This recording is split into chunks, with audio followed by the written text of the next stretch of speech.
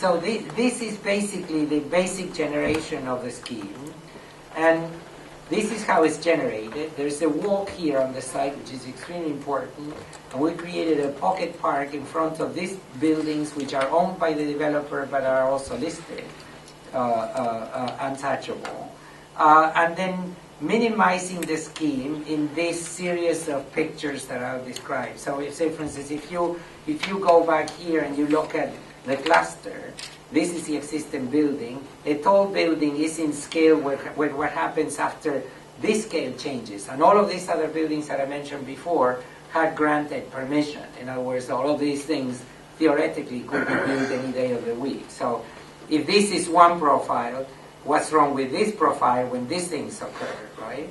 And then if this does that, I mean, why couldn't this thing be an amenity, so to speak, that could actually be really worth building? And since at that time, the hoopla was, 90 dBs and everybody was happy and there was money to throw down the pipes and everything. So I convinced them to make a kind of like a new version of the Kew Gardens at the top of the building. So a destination, a greenhouse that you would come with independent access to the top, and that place could actually be a spectacular public space that could also be rented.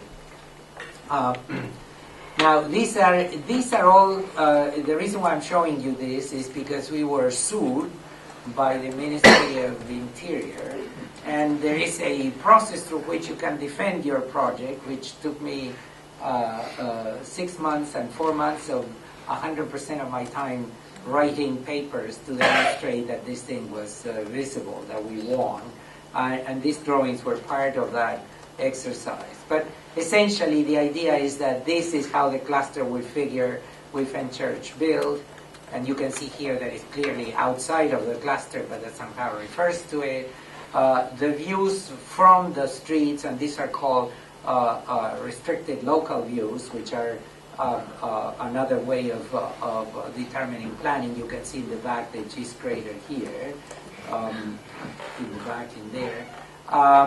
But that somehow this sort of kind of flaring or sort of fanning system would actually account for the level of iconicity that it was required, but more importantly based on this notion that 85% of the area of the building is above the mean level of the buildings around. In other words, they have 360 degrees views and so on. And these are more. So these are the building plans, and this is the entrance. So at the entrance you have a reception, and from the reception you enter. This reception is nothing other than for the Sky Garden. Most of the public is coming next to the church in this direction, and that's where the public pocket park is located. There is a restaurant added to the one, not too many, but one restaurant added to the floor. And these are the views of how the lobby would work. And I wanted to show you this thing growing so you understand how the plan and the structure works. The building has these two edges here, one on either side, is a system of louvers that shade the building from east and west. The building leans towards the water, and therefore on the heavy hours of the southern exposure, the building shades itself, so it's a kind of looking down to the river. And the whole idea is that the envelope is designed basically to achieve this new regulation called Part L that requires an extraordinary level of performance in terms of energy conservation. So it's this loop of louvers that define the garden at the top and cover the side streets. And these are details of the drawings. These are the details of the north and south facade. The window washing elements save as function as shading devices for the south. And this is what you see from inside of the south, and this is north, overlooking the building at the top on the cluster and on the south. So the pocket park looks like this. You come up into this platform, you see the Christopher Wren. This is a relatively small scale space with a cafe. I mean, nothing special as a restaurant, but it's a food location, so you can actually negotiate the transition between the subway station and the other street. This is a view from the other side. Through this walkway, you end up into that building, which is the SOM building that I showed you before, which is where the subway station is located. Now, I have no idea what this is. Maybe I should do this, you think? So that's what happens on this is what happens at the top. And in this enormously difficult process of the lawsuit, what we got was literally the approval because of this space. So this is what you can see here, that the building follows the curve of the street. We're going to go to the corner where you can see that building here. This is an SOM building too. And this is a model of the city that we are building to guide people. This is where the church is located. And the building basically sort of gentle follows this thing. So it is not a totally rectangular plan, but it is a very workable plan with a central core where the basic move is in the size of the plates, which are unusual, 25, 35,000 square feet each. And then when you land at the top, you come into this room, which is the elevator brings you up to the top. This is a place where there would be a series of food and beverage venues with a restaurant at the bottom, which is more exclusive than other rooms, but it's totally accessible. The botanical garden is actually providing the landscaping, that is the plants and the whole history of it, and it's presumably trying to make a reference to the history of the flora in the original area of London. This is the access that you come into the greenhouse with the shark in the view at the end, and the view to the terrace, and finally, I think there is a view at night, which I think, and this is 100% open 24/7. Of course, if you go and have a drink, you pay for it, but it's not that you cannot go get your lunch and have lunch overlooking the city.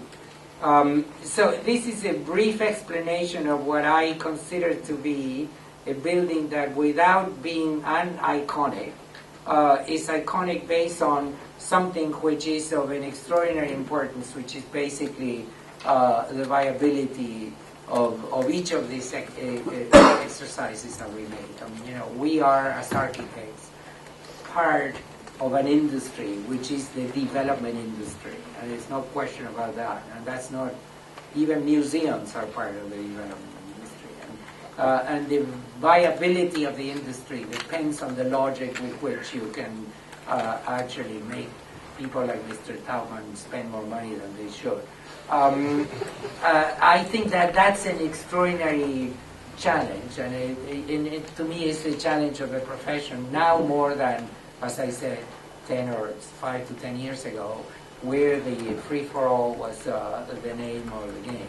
And the only proof that I have to say that that this was a good approach is that out of all of these projects, this is the only one that is under construction. And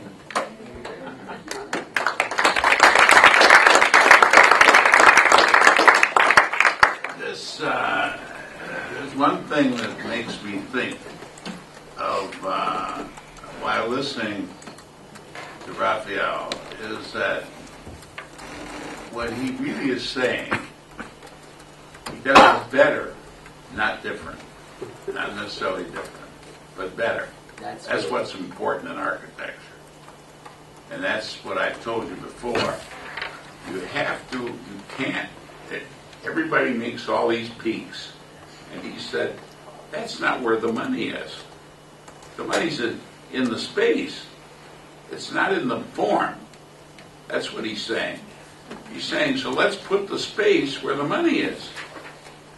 With if I may add to this, this addition of there is this confusion which is in the plane of ethical dimension always. I mean, traditionally, I don't know, probably architectural education, I hope, is better than when I studied, but I sort of doubt it.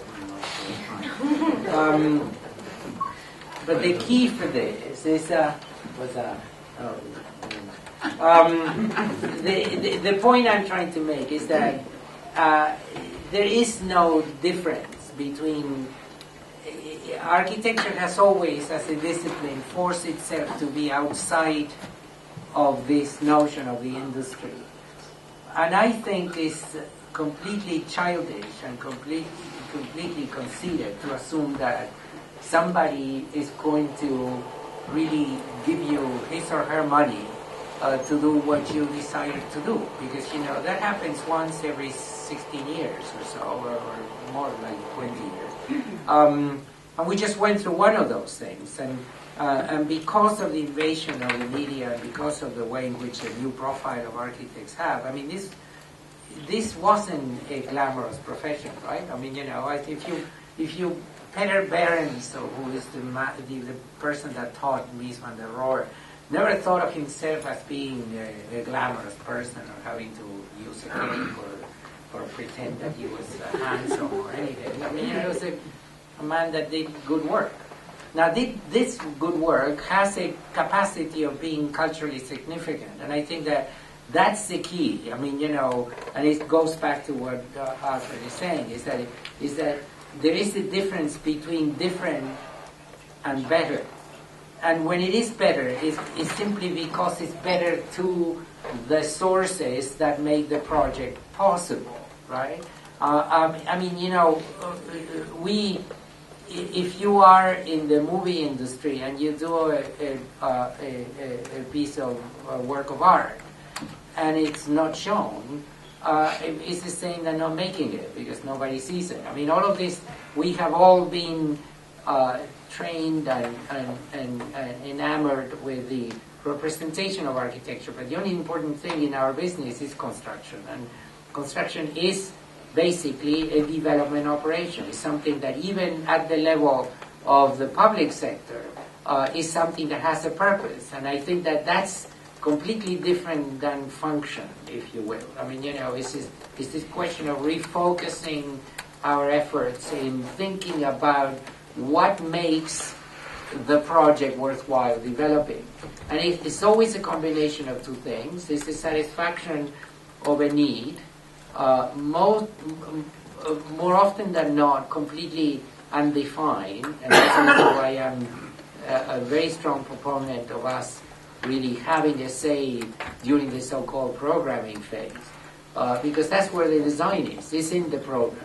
And the second one, which is, I think, much more subtle and ultimately much more important, is the elevation of the public realm. I mean, if architecture becomes a class-oriented operation, I mean, we're not contributing to the good of the many, and I think that's something that people, whoever was the genius that designed the grid for Manhattan, and probably there wasn't one person that did it, but it is the most glorious and rich and enthralling and endless infrastructure for the creation of architecture that in a way at the same time assures a very extraordinary public realm. And I think that those are the kinds of things that we're lacking today, with this tendency to think that buildings are objects, independent outbursts of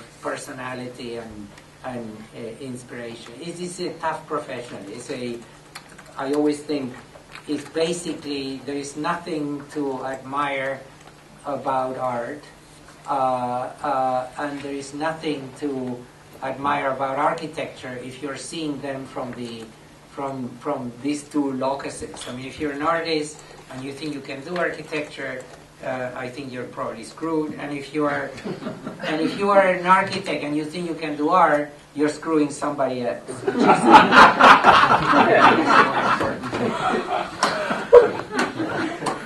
Anyway. Any questions? I have a question. Yes. I really appreciate your thoughtful analysis of other buildings that have been built, first of all. And I really appreciate the fact that you present your work as the product of some thought. I would use the word rational, but I think that's only part of it. There's obviously some experience and some rationality, some thoughtfulness, and some good instinct. I teach with a lot of nice people and practice with friends and colleagues. Some of them think that buildings should be designed by metaphors. And I wonder if you ever think about that buildings should be designed by metaphors. Because my building has this program, it should look like that.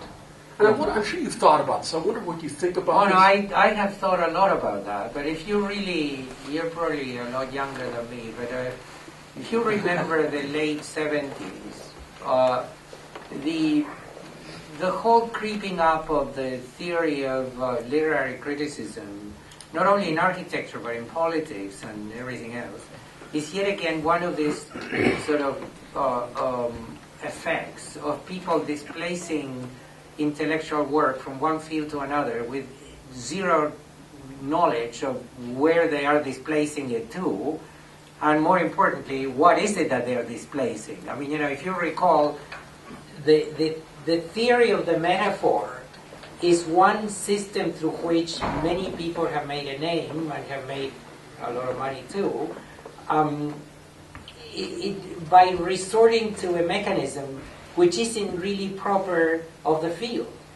This is if there is nothing embarrassing about architecture. Quite incredibly, I think it's one of the most difficult professions in the world. You're exposed. You're the first that people sue. You don't make any money, and you have all the responsibility to spend it, much worse than the construction company. I mean, if you are a thief, right, you might as well be an architect than a construction company because you come first, right? So you can, if you, it's this position that has, by the way, being eroded in an unbelievably significant way out of one thing, in my own personal view, and I go back to the metaphor in a minute, which is the failure of education, which is nothing other than consistent with the failure of the cultural perception of the field. I can't talk about this school, but I can talk about all the schools in which I taught. And over the last 15 or 20 years, I mean, all of these schools have had this unbelievable pendular situation between intuition and reference, right? and that's where the metaphor comes. I mean, you hear it. I mean, when I came in, I went by a review and I almost was tempted to stop and listen to see if the discourse had changed. And I'm not so sure that it has changed, but it's people trying to use references from places that one admires from a distance. I mean, I'm a very close friend with Richard Serra, who for me is perhaps one of the most extraordinary form makers in the history of the second part of the last century. This is a guy that, in the terms in which architecture has actually played its act over the last 50 years, is the best architect in the world, right? And he hates architects because he thinks that, he told me too many things. I mean, why do people try to do what I do? I do it better than you. You should do something else. I don't know what it is. and that is a fundamental point. I mean, naive and simplistic, and by the way, he's neither naive nor simplistic, but it hits the point in the fact that we have been totally off base. I mean, and when the pendular movement went on to the other direction, if you remember Christopher Alexander and all of that, I mean, it was sort of this notion that you were going to make a computer program that would give you the form.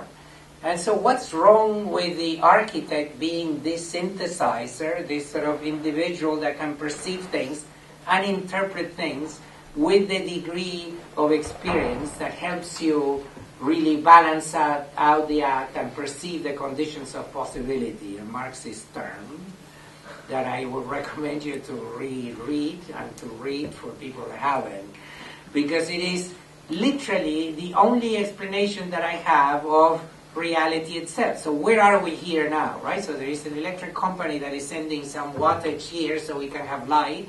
Some you people have paid tuition. This man has contributed to the school. We're in this room for some reason, not because of nothing. I mean, something made this event possible, right? I took a plane, I came here. If you don't understand that part, you're being, in my honest and humble opinion, you're being unintelligent, because it's like being in a dream. And the people that actually deal with dreams don't need Mr. Taubman to build their dreams. Don't need anybody. I mean, Richard now needs some money from somebody, but it's around $100,000. So it's not 25 million, 250 million, $1.4 billion.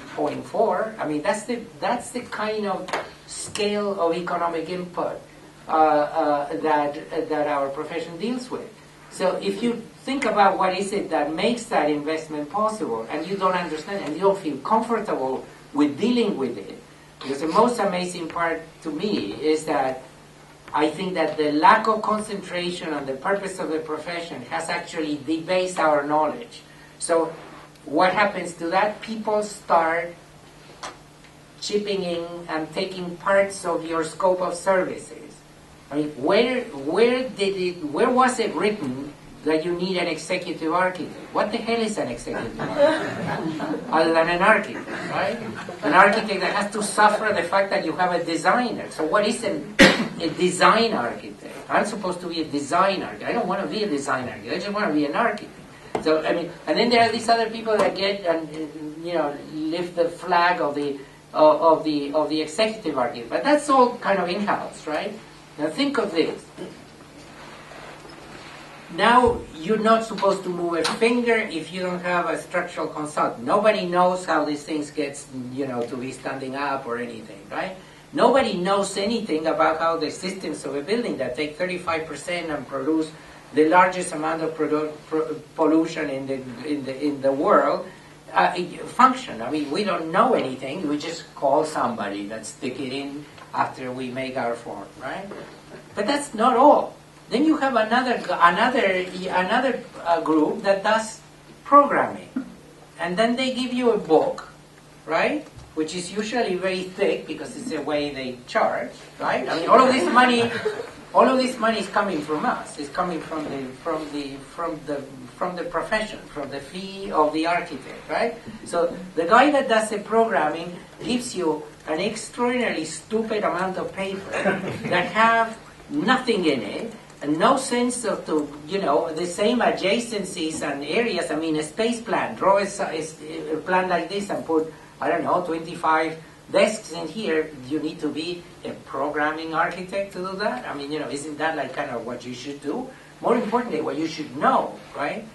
There are consultancies for sky exposure planes. There are consultancies for colors. You're not supposed to. There are people that make a living out of selecting color. Right? And I can give you the address. Tell me this one. What is a consultant in vertical transportation? That it is not written in the brochure that, Otis gives you for free. Right? You have it in your office. All you need to do to know what's a waiting time on this area of plan is just to go to the library, pull the book, and read it. Right? No, you have a vertical transportation guy that works for you. And this is an aside, but it's just to tell you, because my obsession with this thing is because I do believe I'm a kid of the 60s, so I'm very resentful, right? So I want to know exactly how come a person makes a living out of it. I mean, a very dear friend of mine, who is a vertical transportation consultant, has an office of 2. And for the last 10 years, the only thing this guy has been doing is taking cooking classes in Florence. Never in his whole life this person worked. He just has two slaves that pick up the book from the library and tells you how many elevators you have to put. So, and then what happens is that the second thing is that, and this may sound a little bit fascistic, but I think it's really important too, is that there is this reliance, which is taught at school too, about the complexity of the thing, which I believe is by far more complex than anybody could figure at school. I mean, this is a business where you have to be fit, you have to have, as he says, the number of flight hours that I have, you have to sleep less, you probably all those things together. But that's what it takes, because you're battling all of these forces, right?